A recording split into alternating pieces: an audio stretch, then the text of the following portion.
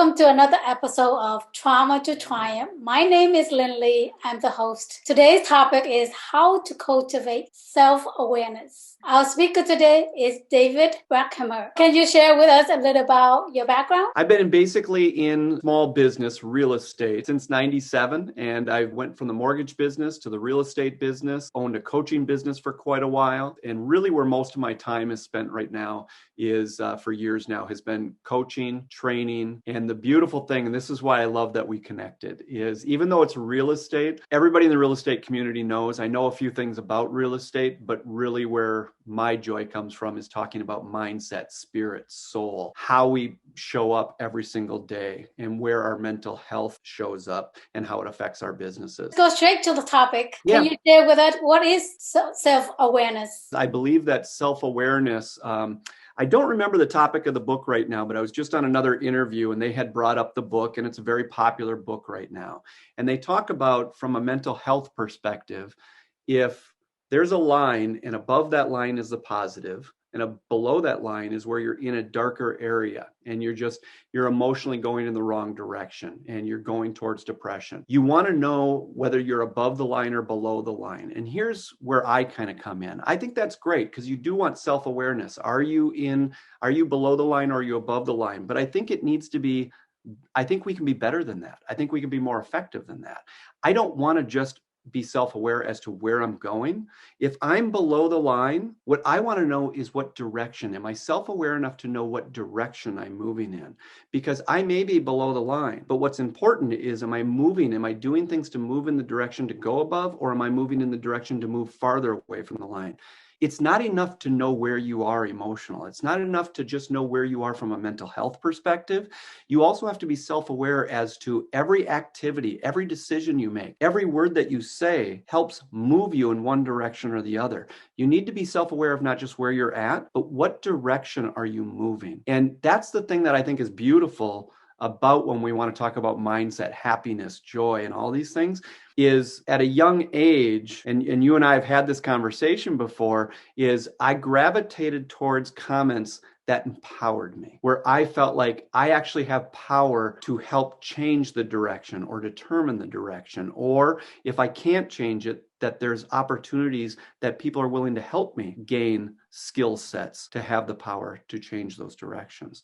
So I think when we talk about self-awareness right now, some of the popular books out there want us to be self-aware as to where we are. That's not enough for me, because I want to know also, everything I'm doing moves me in one direction or the other. So I want to be self-aware as to what direction am I moving, and then I'm looking for things that empower me or assist me to move in the direction that I desire. And sometimes that self-awareness isn't even just knowing where you are, it's knowing that you need help, and it's okay to reach out and ask for that help. It could be just from a family member. It could be from professional help. But that self-awareness, I just don't think that we give it enough credit, because it can be where you are. It can be what direction you're moving in. It can be whether you need help or not. It can be self-aware as to there are tools out there to help me, and there are techniques that I can learn. So I think self-awareness needs to be a much, much bigger part of the conversation, because I think it hits us on many, many, many different levels. It's not enough to just know where you are from a mental health perspective. From the mental health perspective and emotion perspective, that's when we talk about self-awareness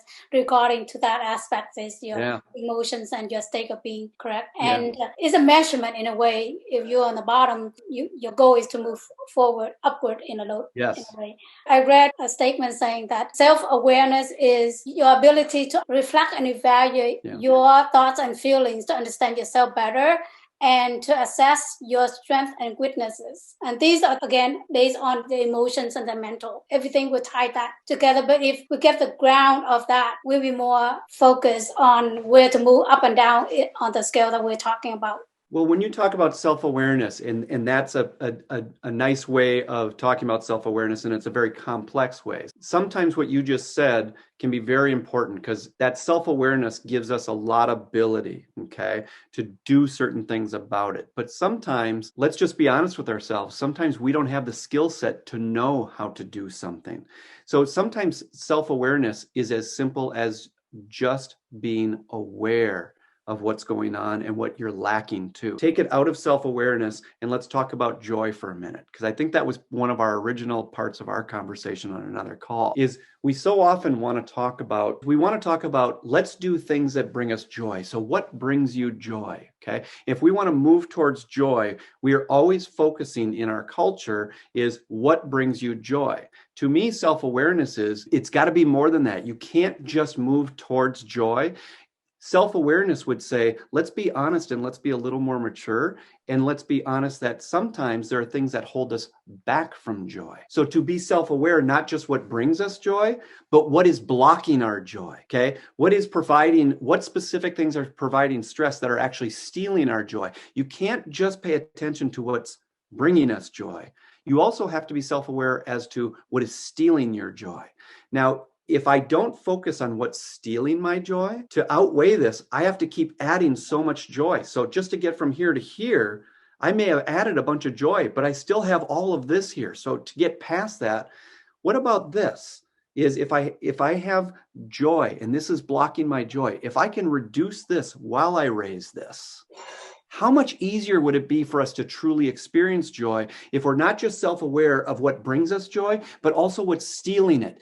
And we can actually get rid of a lot of those things that are stealing our joy in our life. So if we are reducing those at the same time that we're increasing this, it feels like joy overload. Yeah. You have to be self-aware on both ends. It's not just self-aware in general. That's the reason why a lot of people are stuck, because they are focused on the joy and ignoring the things that are holding them back or keep them stuck. That's the thing. Yeah. We have to kind of like working with the things that are holding us back in order to really grasp the joy firmly. But again, life is like a seasons, or like wind come and go, the water flow back and forth. It's not like stick in stone, right? It's a flow of energy. It's how you emerge and work with that, and you don't ignoring one and focus on the other and expect to be a joy all the time. That's when we set up. I think you used a very important word, and that is energy.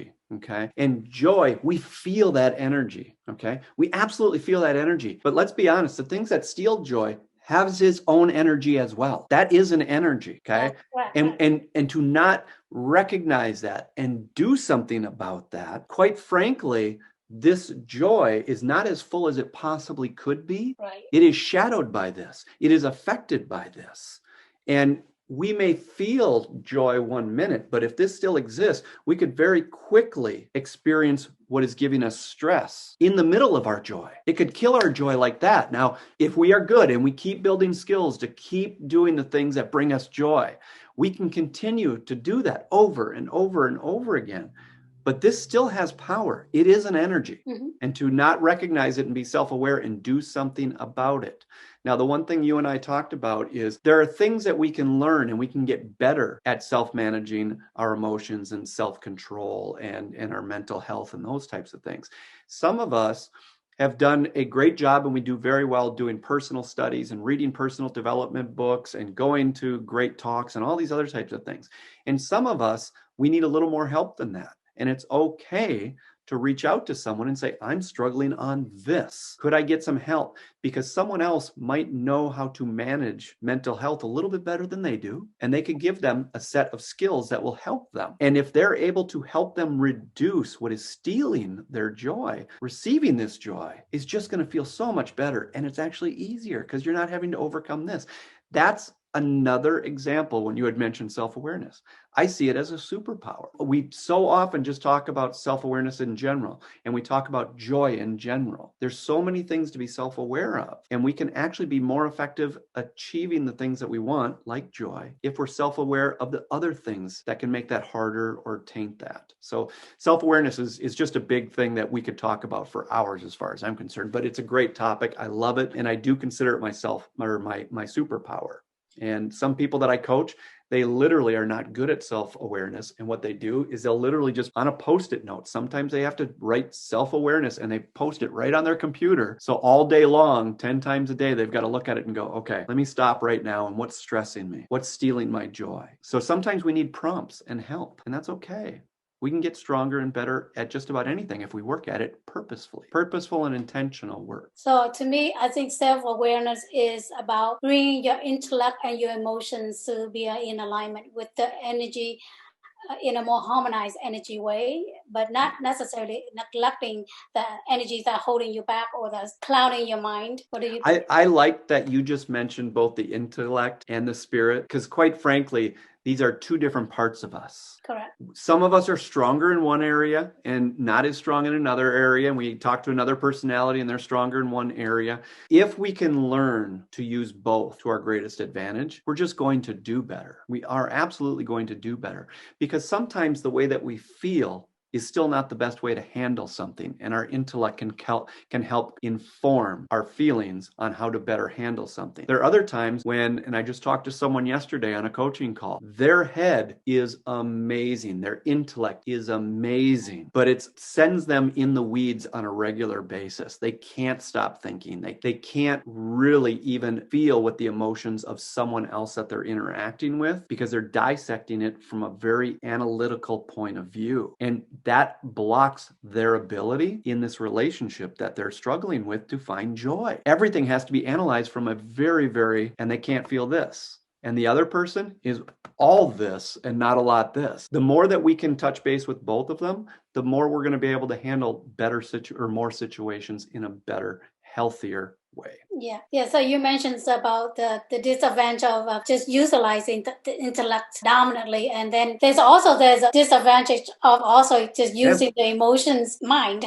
Can you explain? So here's one example, and I love this, and she's okay that I say this. My daughter, she had a period where she was growing up, and everything was very emotional. You know, she's just coming out of high school. She's very passionate. Now, she had something that intellectually made a lot of sense. Now, if she could calm down and deliver that in a way to an adult, they probably would be able to see her logic behind it. And they would probably say, actually, I think you've got a couple good points there. But her emotions would get the better of her. So the way she would deliver her message that really did have a lot of sense to it, it would be so offensive to anybody that would deliver it, because all she cared about is, I'm an individual. This is my individuality. And I said, let me ask you a question, because I think you actually have some good points, but the way you're delivering it, you're upset that nobody agrees with you. You're taking your emotions, and that to you, people relating to you from that point of view, is more important to you than the actual message that you're delivering. She says, no, my message is more important. And I said, but the way you're delivering it, you're putting your individuality and the way you want people to see you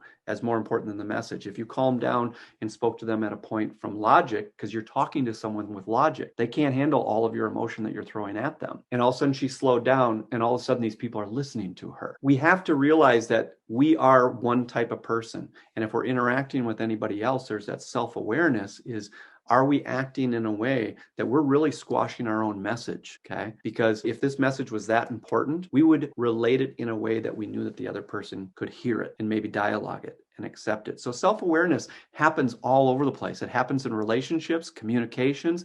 It happens in seeking our joy. Self-awareness, I just can't find many places throughout any part of my day where it doesn't feel like a superpower. I just want to bring this to you. Scientists have proven that our conscious think that it control our life, right? But scientists can show that actually 95% of our subconscious controlling our life. So our emotions mind is way stronger and more ahead than our intellect mind. So if we can just get to know our subconscious mind and let that surface and work with our conscious mind, then our conscious mind can become more empowered. But unfortunately, a lot of us are not trained on that level. We just train intellectually, and we don't have the balance of both intellect and emotions mind. Think about it from this point of view. We're talking about two things, and I love something you just said is, okay, so up to this point, we've been talking about self-awareness. Now you're moving into a direction that I'm almost as passionate about, and that is self-control. Self-awareness and self-control are two different things. Now, the beautiful thing is self-control. I think of self-control just like a muscle. If you exercise it, it can get stronger. Okay. So what happens this? You may be self-aware that the emotions are kind of overriding the conversation, that your emotions are overriding you. The fact is, when we're immature, and immature doesn't mean that we're young. It means we lack control. So I could be 50 years old and be immature. I could be 12 years old old and be immature. I could be 80 years old and be immature because I lack self-control. So when I was younger, my mom always told me, David, you're just an old soul. Because even when I was a little kid, I wanted to have the self-control that I thought some of the people that I really admired that were older than me, I wanted the self-control I saw in them, and I wanted it now. So I actually went to my aunt, and I only went into meditation for one reason, is I thought, okay, if I go into meditation, maybe she can help me learn to have self-control on my emotions, because I kept hearing about meditation will bring you calm and everything. Well, I wasn't calm as a child. To be calm took a lot of self-control. So even at a young age, I had this desire to be able to control myself, to control my emotions, because when I was younger, those were so out of control. I was in deep depression. Depression was a thing that was in our family and runs in our family, and I didn't have real good emotional self-control. I would go into the darkest places, and I wanted to be able to be self-aware of what direction I was moving in. And when I could see that I was moving towards a dark place, again, at a young age, I noticed that self-awareness was so important, because the sooner I could notice that I was moving in the wrong direction. How often someone who deals with mental health or depression, they may not even notice that they're in the darkest of the dark place until they're there. I wanted to learn self-awareness at a very young age because I didn't want to notice when I was in the dark place when I got to the dark place. I wanted to know when I started to move in that direction. If you started to notice earlier when you were moving in that direction, not just when you got there, whatever tools that you learned, whatever skill set that you had learned, it's easier to turn that back around versus when you've gone all the way. So what I started to do is started to focus on self-awareness. What direction am I going from an emotional state? Then number two, how do I build up the self-control to do the right things to move me back in the right direction? So it really was two parts for me growing up. Now, my mom, God bless her, she always used to say, and I'll never forget that, how many times she's told me, David, you're just such an old soul. And what she meant by that, I was thinking and taking actions and trying to learn skill sets that were more common in people that were 3 times my age. Most kids that are in elementary and junior high don't think of self-awareness and don't think of self-control. I thought of that stuff nonstop, and I would study it, and I would try to get around people that were teaching self-awareness and self-control. And it just became a very, very important thing in my life. Now, I've got beautiful mental health at this point, and beautiful joy in my life, and peace and contentment and gratitude and compassion. And you always have to keep doing the work that it takes to keep you away from what's sending you in the wrong direction. And still to this day, I'll be 50 this year. Still, one of my key focuses are self-awareness and emotional self-control. And I work on those things daily. And I have learned skill sets that have allowed me to stay on top of those things on a regular basis and teach it to others. Those are things I'm grateful for, because if it weren't for those, I wouldn't be in the beautiful marriage that I am right now. I wouldn't have the beautiful relationships I have with my kids. I wouldn't have the beautiful business that I have. I wouldn't have the joy that I have. So those two things have been very important to me. When I heard the self-control, have a different perception, or please share. Have a different, meaning. That self-control is more like something that you really put it in control, regardless of your feeling, regardless of your emotions. I'm not so on self-control. I'm more so on self-awareness, self-reflection, and self-evaluation. As you know, a lot of people trying to have self-control to I need to have my diet in control. I need to have this exercise by this time. I need more external control. So I think of those as almost people trying to discipline themselves. I think of self-control a little different than that. Self-control for me is, okay, so I'm self-aware that I'm moving in the wrong direction. Self-control is what allows me in that moment, now that I'm aware, I'm self-control. I'm not just letting myself go, okay?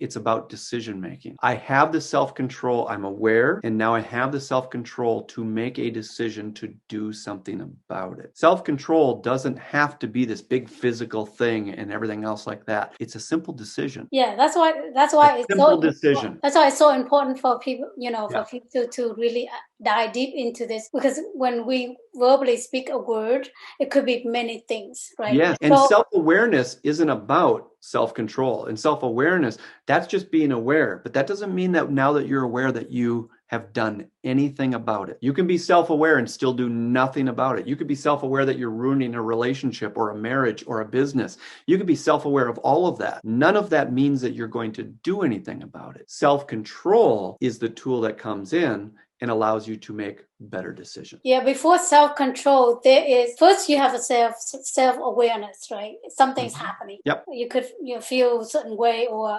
why something happened like that. And then there's a step, I believe, prior to self-control, which is self-evaluate and reflect. After you give yourself some time to evaluate and reflect, that's when you have more opportunity. What do you want to do? Absolutely. I agree with you. And I can definitely get on board with everything that you just said. For me, the evaluation is still happening in that self-awareness, because the self-awareness to me, I'm noticing what's going on, but sometimes before I can get to the self-control to make decisions, my self-awareness is the whole time. Now that I'm aware of it, I'm evaluating it, because I might be self-aware, but is what I'm seeing really what's happening? Because we can lie to ourselves as well. We absolutely can be false with ourselves. So my self-awareness is not only noticing what's going on, but if what I think I'm noticing, is that even accurate? So now I'm analyzing it, definitely. So to me, that's still all part of the whole self-awareness, but I definitely get where you could see that's a separate step. Absolutely. There's no problem with that. And then the self-control is, okay, I've looked at it. I'm going to make some decisions about what I'm going to do about that. For us, depression, it's a chemical imbalance, and it was a very medical thing. It's common in our family that people have deep depressions. Now, some people have never learned how to manage that. For me, it became like a pastime for me, how to manage my emotions and how to manage, be self-aware and have self-control of my emotions. And I couldn't be more grateful for all the hours and books that I put into this and the talks that we've done and everything. When we're self-aware, that's when we can see things differently, because we allow ourselves to be in a different state, right? What are the steps that you can help? So a couple steps is, and I'm going to, without mentioning any names, I have a coaching client that I worked with yesterday. We worked together because when you coach with someone, sometimes you coach with them for a period of time and then you guys take a break. And then if there's a purpose to come back, we'll coach again. So this is one of those clients where we worked together for a while. We had some things on their business and some things on their mindset to work on.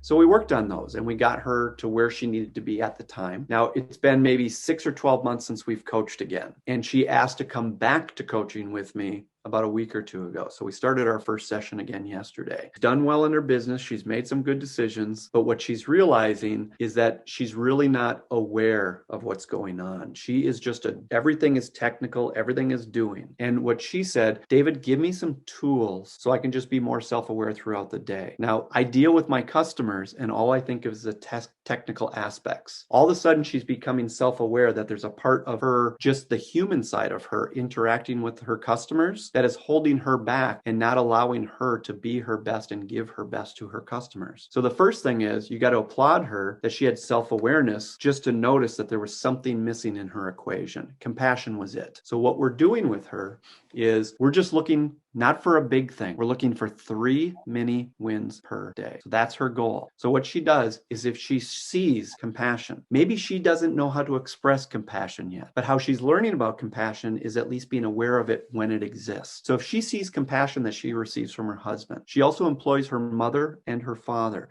If she sees compassion from her mother and father, she sees compassion from a customer, she writes it down. The first thing is she's becoming self-aware not of her own compassion, she's getting self-aware of the compassion that's around her. And what she has to do is she has to write down 3 times per day where she has noticed compassion. If she doesn't notice it in work, where did it happen in your family? If you didn't notice it in your family, where did it happen when you watched the news? Where did you see compassion?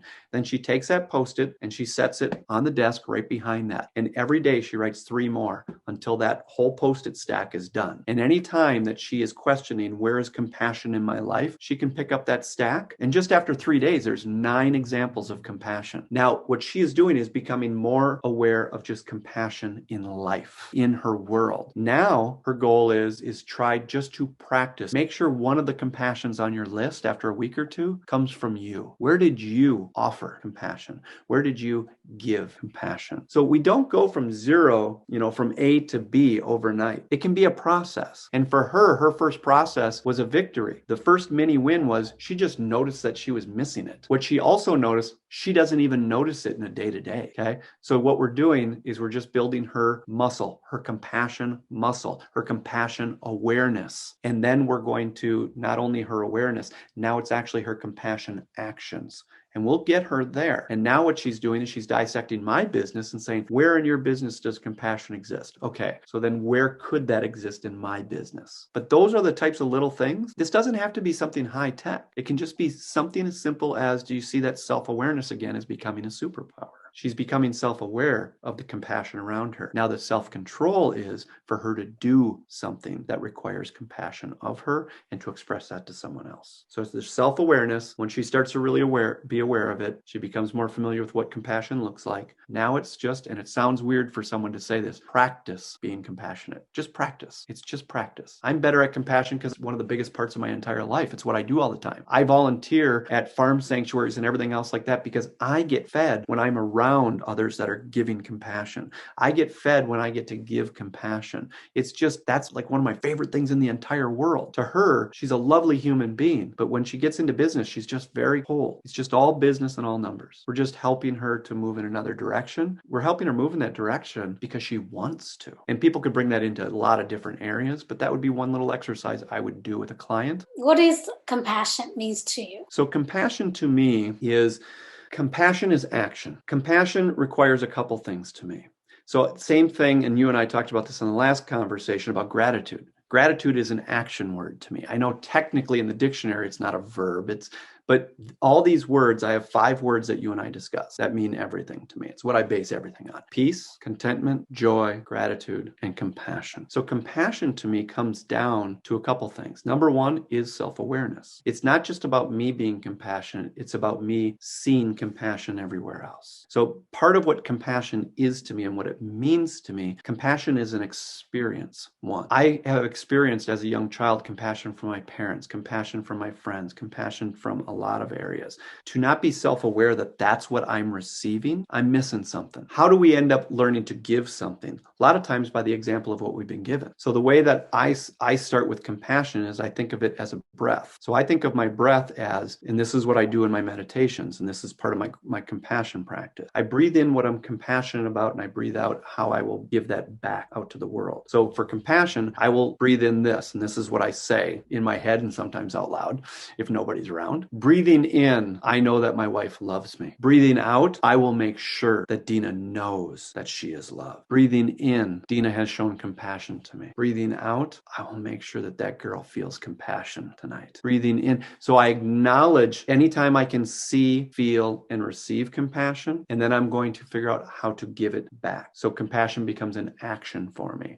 Compassion in the end, I can define it a bunch of different ways, but in the end, what it really means to me is that it is an action that I require of myself to act on every single day, in every way. So I build it into every business plan that I have. Every single step of our business plan, how does that show compassion to our customers? How does that show compassion to our employees? How does that process and that system, how is it informed by compassion? And it actually it requires our employees to have compassion for those that we are serving. I put it in everything. I can't help myself. That's just the way I think and the way I want to do business and the way I want to do my marriage and the way I want to parent. So everything I do is very systematized. I love systems, okay, in work and in life and in business. And what I do is I look at all these systems, and every step of the system, I'm going to look at how could I take that part of the system and inform it by compassion, so that what it does is it produces compassion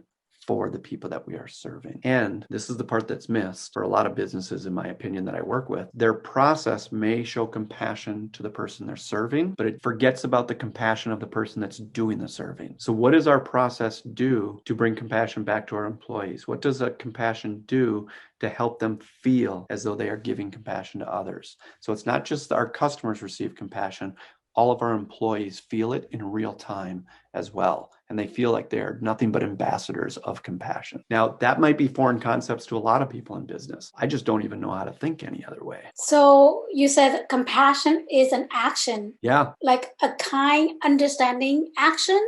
Or what kind of action? Okay, so think of this. We started with the word self-awareness, correct? Mm-hmm. Okay, because to me, compassion starts with self-awareness. So if we're going to work with our customers, what would bring them compassion? How do I know what would bring them compassion if I'm not self-aware of where they're at, what their needs are? I have to be self-aware of the person I'm looking at. When I'm speaking with you, I'm very self-aware of the fact if I am harming you, if I am upsetting you, any of those types of things, I don't think of myself very highly if I'm not paying attention and self-aware as to what some of your needs are. And that could be my customers, that could be my spouse. So compassion is going to be the first thing is just being self-aware of what their needs are. And then self-aware of what's the best way to handle that situation. Okay. Then self-aware to deliver to them what their needs are in a way that they would be happy. Sometimes the happiness is how they receive it from us. Sometimes it's about the price. It's about everything. Like my coaching client that we talked about. I am so invested in making sure that I am self-aware of what she needs and what she wants and where she's trying to go and what she's trying to get. Now, I need to be self-aware of what those things are.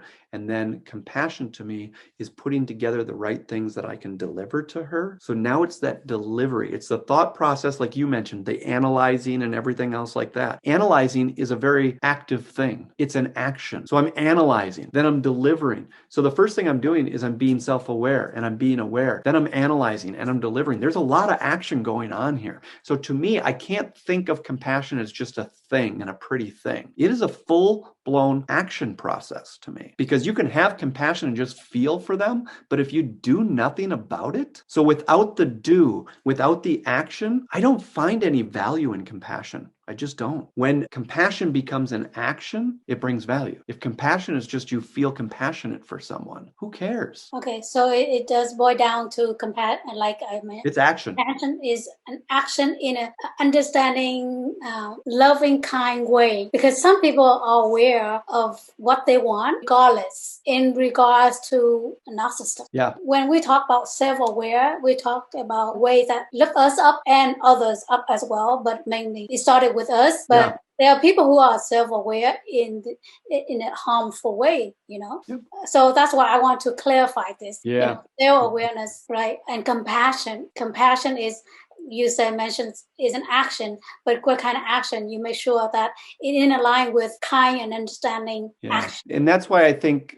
this conversation is important, because I think that the general concept of compassion is that you have a feeling. How much value does that really bring anybody else? Yeah, it bypasses the action, the feeling, right? Yeah. That's why in the spiritual world, we are so confused because intellecting people, you know, they bypass a lot of things in the process. Like even self-awareness alone, there are process in between that we just talking from one point A to point Z without knowing the betweens. So it's very important to dive deep and experiencing. And thank you for letting us kind of really dive into that and talk about it. Because I really do. I so appreciate you and how much you allow this conversation to go. Because quite frankly, if we walk out of here and we just say compassion is important, the average person is going to walk away from that and go, oh, yeah, feeling compassionate is important. I agree with that. That's not enough. It's not enough to be just compassionate. If you can take, like you and I talked about on the previous call, if we can take gratitude and figure out a way to make gratitude a verb, an action. If we can take compassion and it's no longer just a feeling, it's an action. How does that change everything? Yeah. Everything.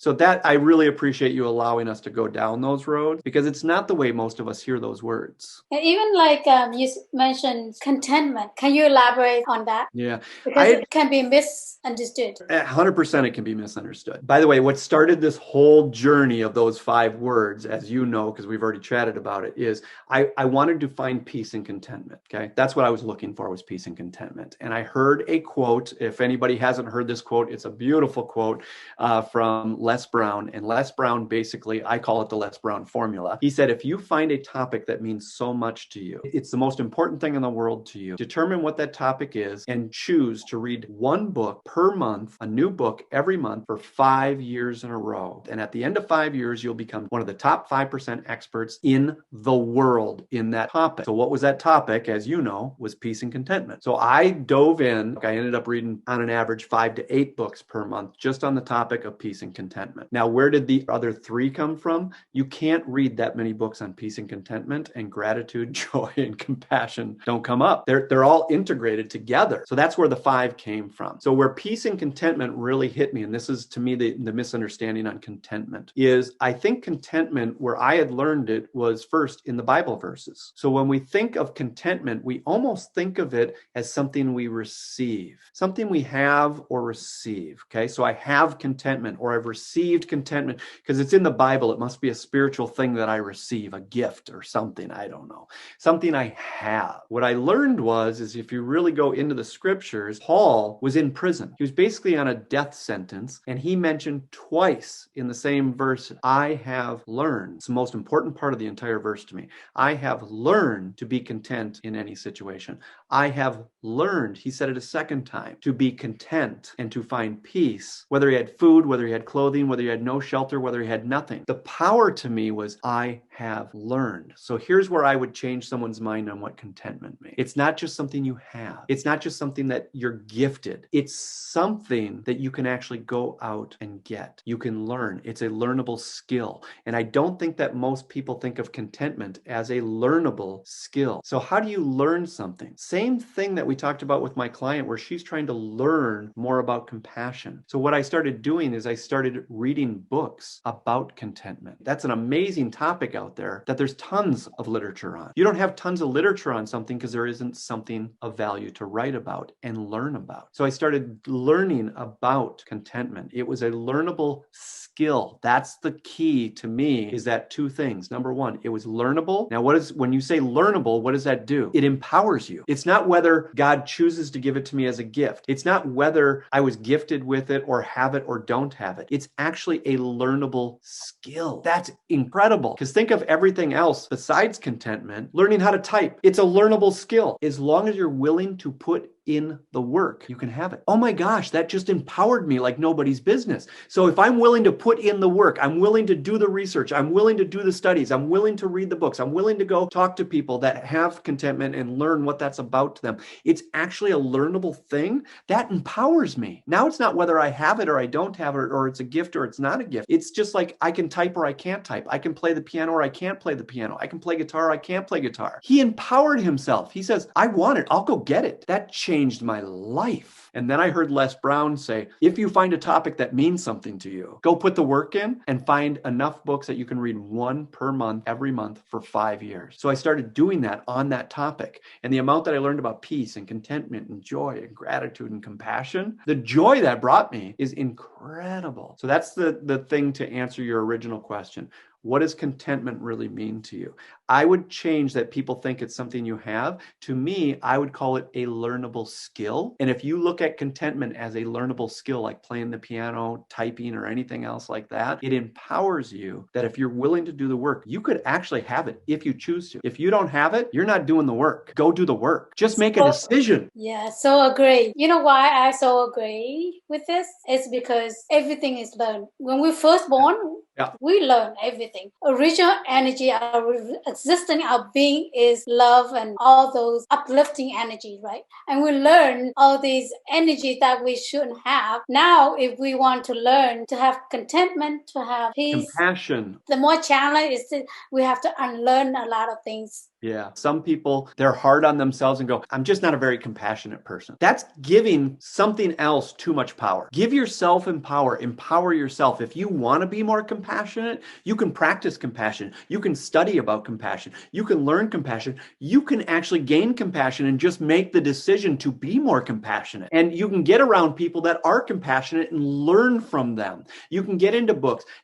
Everything is such a learnable skill. And what you said is so beautiful, that we learn almost everything in our lives. The sad thing is some of us have better teachers than other teachers. Some of us have a different environment that's more harsh, and we learn some harsh things. And maybe we grew up in a harsh family. Maybe some people, they grew up in a loving family, but their environment at work is harsh. We all learn by our environments and our associations and everything. But to just say that we're going to accept whatever anybody's willing to teach us, you can choose to go out there and say, I want more compassion. I want to learn more about contentment, all those things. And you get to be empowered. It's up to you. You actually get to make a decision. I just love that. Yeah, nobody has that power over me. Because we're all trained to learn skill, but we don't learn, but we not learn how to captivate or cultivate the internal skills. A lot of people say you're born with it or you're not born with it. No, the reality is that these are energy that you can cultivate. And because of our influence by the environment, like you mentioned, and the people around us, because of that kind of clown us or shift our energy or kind of dominate our original energy. Now you have to kind of reignite or rearrange or cultivate more so that the energy that we desire going to overpower the other energy. Then over time we become angels.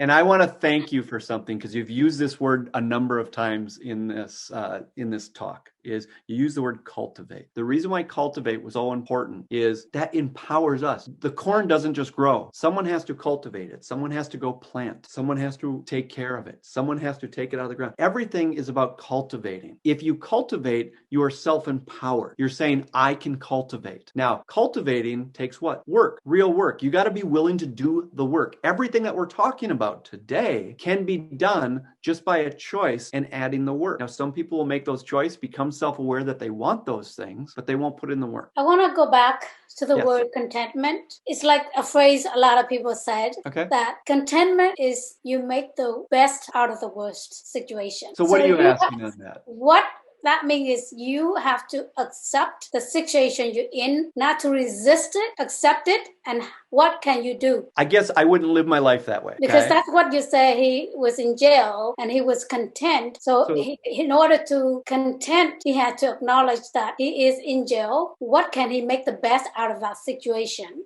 I'll challenge that. Right. And let's talk about something, because I think your average person, I'm hoping your average person that's listening to this is not sitting in jail. So let's go to an example that maybe is a little more appropriate to your clients, okay? Let's just say their marriage. That could be a jail. That could be a rough situation. So it's not just accepting. I would disagree, at least the way I would handle it. I would disagree that if I have a bad marriage and we have a very bad situation, it's very volatile, that contentment means that I'm going to accept what's going on and just be okay with that. I don't think that that's contentment. Oh, maybe I should say, like, when you have no control, and like he's in jail, he's had no control. That's the worst situation. What's the best you can do? Think about contentment in a bigger picture, okay? So let's just talk about that marriage scenario. So here's the situation. For me to find contentment in that situation would know that, ask yourself, what would I need to have to experience that contentment? So what I would need to know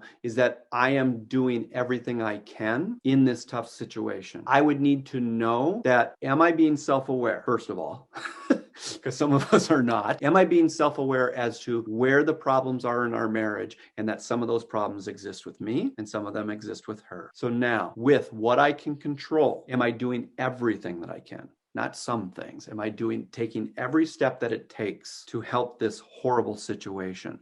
Now, I can be content, not with my marriage as it is. That's not just taking the situation I'm in and accepting it and calling that content. What I'm content with is, am I doing everything within the situation that I possibly can? Now, that might mean that I'm doing things. At first, I'm content because I'm doing everything within my power. Now, self-awareness. I find out, so I'm content right now with the fact that I am doing everything that I can.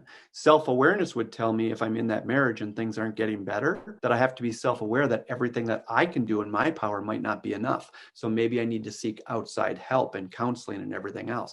Now, am I doing everything that I can outside of my power? And I can be content that I am doing everything outside of my power. I'm working with her. I'm working with counselors. I'm working with her family that is getting involved, everything else like that. Okay. So there's multiple stages as to what's going on, even when he's in prison, even when you're working on a bad marriage, anything.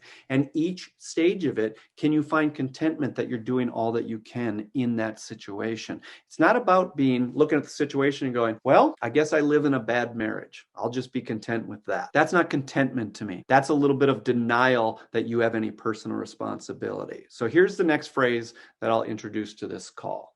And that is, I think the average person uses the word deserves wrong. I will challenge most people that use the word deserve. So let's just, because now I'm thinking about this marriage situation and people do it at work all the time. I deserve to be happy in my marriage. No, you don't. You don't deserve that. You deserve not to be abused, but you don't deserve to be happy in your marriage. There's a difference between deserve and responsibility. You have a responsibility to do what it takes to be happy in the marriage. Now, deserve is kind of the way that people think of contentment. It's something you receive or something you get. Responsibility is something you have to do. It's actions. So I don't think of contentment and deserving and those types of things as things that we just have and we just accept. We have to take actions. So to be content, notice now that contentment all of a sudden ties back in with personal responsibility, self-awareness, and action again. So to be content, am I self-aware of what's needed? Am I doing everything that I can? Am I taking those actions? If I'm not willing to be self-aware and take the actions that are needed, I don't know how I could be content, because I would be very discontent with myself if I knew that I could be doing more, and I'm not. You'd have to be a special type of person to feel content with that, because that wouldn't be me. Yeah, that's what I said. Make the best out of the worst situation. So if you're in the worst situation, what can you do? Like I asked the question, what can you do? So like in that marriage situation, you have to know that sometimes you have the skill set to do great things. Other people don't have the skill set to do great things in that situation. Some do, some don't. Where does self-awareness come in? Is what you're doing working? Is what you're doing, are you skilled at what you are doing so it's effective? If it's not effective, you have to be self-aware and be willing to admit, okay? Now that's where we talked about self-awareness and self-control. Self-control can be you just keep pushing and pushing and pushing. You're not being self-aware of the fact that you're pushing is not effective. So the self-control would come in then and say, you're going to stop that. And now we need to try something else. Now, something else might be something else you can do, or it might be something else that you have to admit you need help outside of yourself and outside of your marriage. You need to ask for some help. So there's that self-awareness. There is the self-control, and there is action. Without all of those things, to me, contentment's kind of fake. Contentment to me, without those things, sounds more like denial. A lot of words using differently. Yep. We have a lot of misconceptions on these vocabulary because we translate these words differently. Right. And each of us have different experience as well, and we interpret it differently. Yep. And unfortunately, nowadays we live in a society where we don't have a lot of interaction, not a lot of experience on one-on-one basis, where before you have a lot of aunt, uncle, grandparents, cousin, consistently every day. Yeah. And that gives us a lot of experience that kind of validate a lot of vocabulary. There probably was more interaction with a more mature mind and a more mature spirit and a set of wisdom that, quite frankly, is taken over by a lot of our cell phones and our social media and everything else these days. We spend more time with social media than we do with our grandparents. Where I knew when I grew up, to go have a good time, we'd go to my grandparents' farm and we'd enjoy that. And who became my hero? My grandpa. Nowadays, self-awareness is much needed. Yes. Because of that, because of not so much human connection. Yeah. And our innate is human connection, right? Absolutely. And I love how many different directions you've taken the conversation today, but you notice we always kept coming back to self-awareness and self-control and action. I think those are the three things I kept hearing come back in this conversation: self-awareness, self-control, and a lot of things that we just think are things or feelings that I translate them as actions. And it doesn't mean that I have to be right or wrong. It's the way I treat the word. I treat each one of these words as though if they don't become actions, they really don't have much meaning to me. Yeah, the actions really bring those words alive. They bring value. They bring value to the word. Yeah, because without actions, there's no meaning. Again, self-awareness is when we can use both the intellect and the emotions. Yep. And know when we're leaning too heavy on one versus the other. You got to be self-aware of that. Yes. Self-awareness is a superpower. Yes. Unfortunately, majority are very emotionally controlled or emotionally blocked by our intellect. Too much intellect without really connect with our heart, our emotion. So we have to learn to utilize both to our advantage to experience life to the fullest, right? And I love all of that. And one thing I will just say on top of it, you're self-empowered. So even if all of that is true, you also have the power to be self-aware that that's true within you. And if you want it to change, you can put in the work and change it. And that's just a beautiful thing. There's advantage and disadvantage in everything.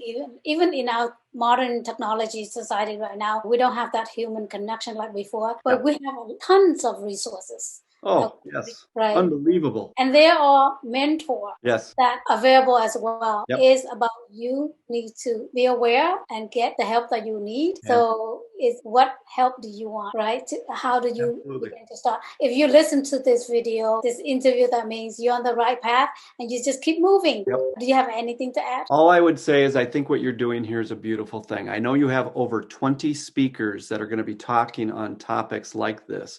And here's the beautiful thing. What you just said is so true, that if you have a desire to grow in knowledge in these areas, there are so many resources out there. But what you didn't mention is yourself. You're one of those resources. You are making these things available to people. That's amazing. I'm grateful that you even asked me to be a part of it. So thank you very much. Oh, thank you so much. And I'm so honored to have you on this show too. So where can people find you? They can find me at cultivatewins.com. Cultivate, WINS.com. And every other link that they need is probably on there. All right, good. So, okay, thank you so much, you guys. I see you in the next episode.